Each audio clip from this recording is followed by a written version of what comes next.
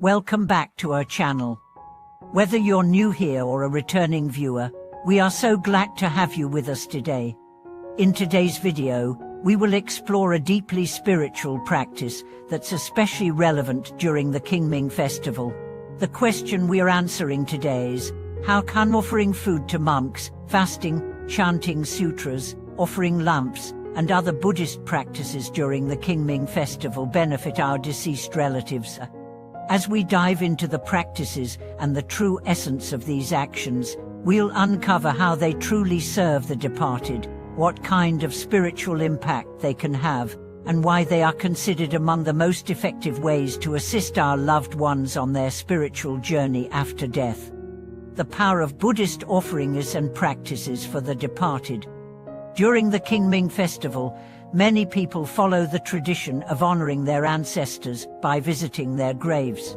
It's a time to reflect, express our gratitude, and show respect. However, for Buddhists, this practice is more than just a symbolic gesture. It's a deeply spiritual act that can help those who have passed away by generating positive energy for their souls, guiding them away from suffering, and helping them find peace.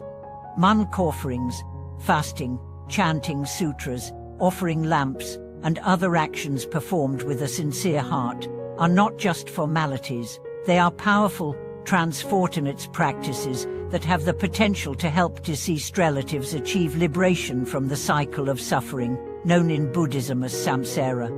These actions can also send them to better realms or even enable them to be reborn in the Pure Land. Offering food to monks. The act of offering food to monks during the Qingming festival is not only an act of respect, but also a powerful form of generating merit.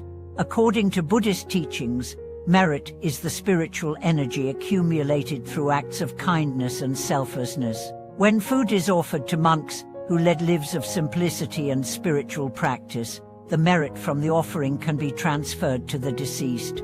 This merit can be used to purify their negative karma and assist them in transitioning to a better spiritual state.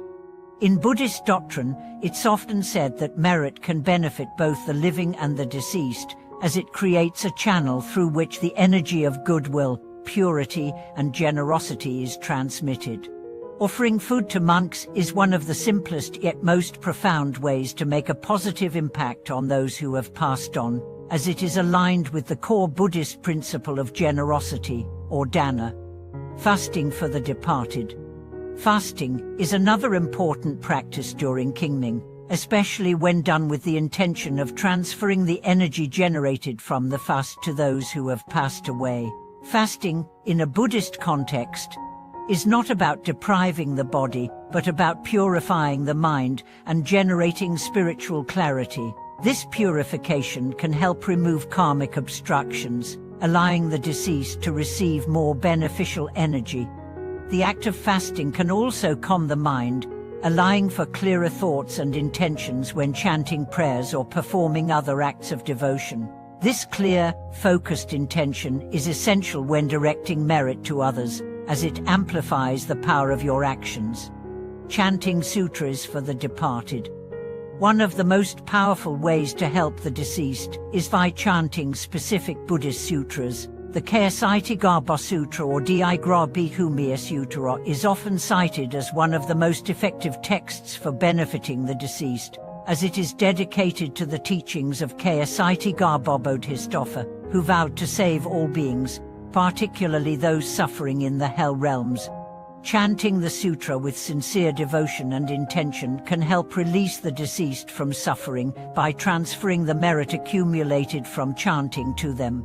According to Buddhist teachings, this merit can help the deceased clear their karmic debt and be guided to a more peaceful and fortunate realm. In the words of Master Mengkan, a prominent Buddhist monk, chanting can transform the spiritual state of the deceased, allowing them to leave the suffering realms and reach the Pure Land. By chanting the Qingming Sutra with the right mindset, you are essentially offering a lifeline to the deceased, guiding them away from the three lower realms and toward the light. The power of offering lamps. Another deeply meaningful practice is offering lamps to the deceased. In Buddhism, offering light symbolizes wisdom and spiritual illumination.